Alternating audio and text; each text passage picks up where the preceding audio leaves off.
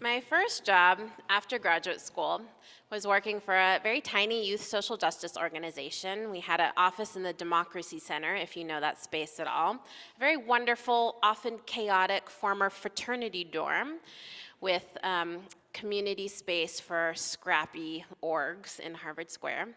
And my non-teen coworkers included my boss, a very beloved, harried, principled, longtime ED, and a brand new fellow whose preferred activity seemed to be mixing audio on his computer. And then there was me, worn down by the abstract world of seminary, eager to get my hands into this work of supporting young people to fight for a higher minimum wage, to create curriculum on race, class, gender, capitalism. And one of my very first tasks in my brand new shiny job was to coordinate team bonding. And I decided that the perfect entry point activity for our little staff of 3 who didn't know each other at all was acupuncture. Oh, past Elizabeth. None of which any of us had done before. We would bond and we would heal all at once. And so I made the arrangements, and we trucked over to a community acupuncture space in Somerville where there was very loud construction outside. And in community acupuncture, you keep your clothes on, but it's still a very vulnerable, sort of intimate experience to lie next to your coworkers and have lovely people ask you what is ailing you, and then with a lot of skill, stick needles in your ears, feet, face, and arms as part of a Chinese traditional healing practice, with incessant jackhammering in the background. All in the name of creating a shared sense of us, of team, of we, of creating belonging. And I will say, in the case of community acupuncture, it worked sort of medium. The new fellow decided his true calling was in music and left after a few months, but the ED and I worked together for years, eventually transitioning from coworkers to comrades and friends, and now buddies in this thing of parenting with kiddos about the same age. Belonging, slippery, not static, and much yearned for by so many of us. Starhawk, the pagan writer and ritualist, writes, "Somewhere, a circle of hands will open to receive us. Eyes will light up as we enter. Voices will celebrate with us whenever we come into our own power." As good of a definition of belonging as I know. Belonging, as I think most of us here know, is not sameness. It's not merely having things in common. It's being connected, recognized, respected, and seen. And sometimes, yes, amongst people that you share identities with or experiences, and sometimes, even sometimes more powerfully, amongst people that we are so very different from. When I think of times that I've experienced that sacred, elusive feeling of belonging, it's often with people who may be very different from me in life experience or journey, but who understand me in some way. People for whom I feel like the fullness of my humanity is witnessed and honored. For some of us, I imagine we've experienced belonging with ease in some parts of our life.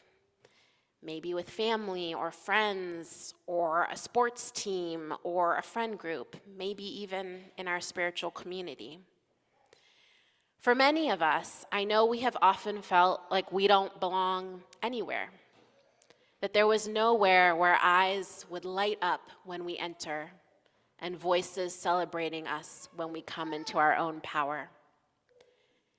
And many of us probably experience both, moments of deep belonging and moments where we so long to belong but don't.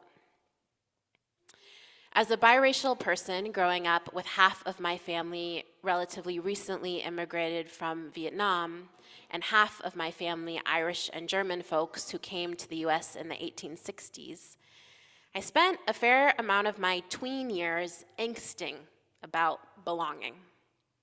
I played with thought experiments in my mind. What if I was Vietnamese on both of my parents' sides? What would my life be like? If I had been born and raised in Vietnam, would I be the same person?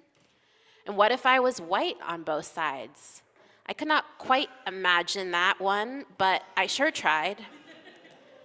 And in exploring these alternative universes, other questions. Did I only exist because of the Vietnam War? Because without the war, my dad would never have come to the US and never would have met my mom, and the unique experiment that is me and my brother would never have come to be? I angsted about what I now understand to be shared experiences for many multiracial kids. How neither of my parents could really understand what it was like to be me. I angsted about whether I was Vietnamese enough to claim being Vietnamese, white enough to claim to be white. I angsted about not speaking Vietnamese and angsted about how to not angst at my dad for not teaching me Vietnamese.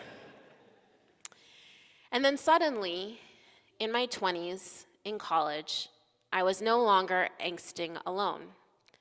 Perhaps another definition of belonging. I met other multiracial and biracial students, and we began organizing ourselves into a student group. We respectfully but pretty boldly recruited random students we expected to be multiracial and asked if they wanted to connect with others like them. I met other Viet and white people for the first time in my life who were not my brother. And I still have the t-shirts that we made that say self-identify on the front, and a photo project that we did of dozens and dozens of multiracial students with our own descriptions, our own words to describe our identities. We created belonging. The feminist sci-fi author Ursula Le Guin writes the words from our chalice lighting, "Love doesn't just sit there like a stone. It has to be made like bread, remade all the time, made new." I think belonging is like that too. It has to be made and remade again and again. It's not a static state, and it's a bit perishable. Like bread, it can go stale if not made new. And like bread, I do believe that it can be created with the most simple ingredients. Not fancy, but with attention, intention, welcome, and shared process. I'm so curious about what it takes to create belonging, partially because it's part of what we try to do here in spiritual communities. And no matter how much I read about theories of community building, how groups form and storm and norm and transform, and no matter how many groups I've been part of as a participant, as a leader, there's no guarantee that we'll successfully create belonging. Sometimes we can have all the right ingredients and still, like bread, it doesn't rise. And sometimes you can have ingredients that seem like they won't go well together at all, but with the right process, belonging can be created. I was very privileged as a teenager to attend a camp called Seeds of Peace in Maine, a gathering for young people from different conflict regions around the world. And our goal, I have to say, was not as lofty as belonging, given the centuries of division and violence and distrust we were navigating. Our stated goal was coexistence. And for some of the camp, we had coexistence sessions where we gathered in small groups with facilitators to share about our own families, religions, nationalities, experiences. But most of camp was actually just camp. It was soccer and basketball games and karaoke and swimming and canoeing and fireworks and rock climbing and endless open mic nights. It was camp, except that the campers were from Palestine, Jordan, Egypt, Lebanon, Kuwait, Israel, and the US. And that summer, we were teens, and our complaints were about mosquito bites and early wake-ups. And soon we would be adults, and we would find ourselves on the opposite sides of checkpoints, drones, borders, guns. And I was a pretty annoying 17-year-old, and so I found the endless camp games childish. But I now realize that we are being moved through a very careful, intentional process of shared experiences to build belonging across difference. As Unitarian Universalists, one of our defining theological tenets is that we believe in co-creating our world, along with Spirit, God, our understanding of the sacred. We don't believe that we just get handed a fully formed world, or that we are solely responsible for changing our destinies. We believe it's our hands and our hearts that partner with the hands and hearts of other people and our understanding of the sacred. And so we know that we have the power to co-create belonging. Maybe even especially when it's hard, especially when we come from very different places. And maybe when we've never even experienced the belonging we yearn for, but we know is out there. Today we got to celebrate the child dedications of Mara and Leo, incredible young humans who are making their own contributions to creating belonging. And we honored their family and chosen family, who are carving out belonging each day and every day in a world that can so often disconnect, separate, and alienate.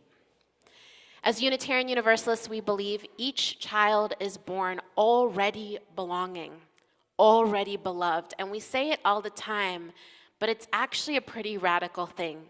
Each child, each one of us, already belonging.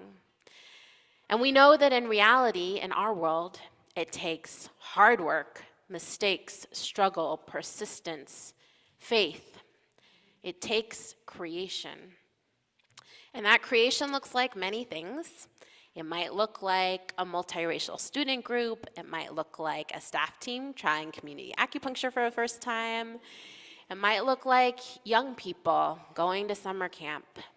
It might look like a family finding its way through broken systems and heartbreaks and heart healing and imperfect, messy, beautiful, loving commitments to create belonging for each other and themselves.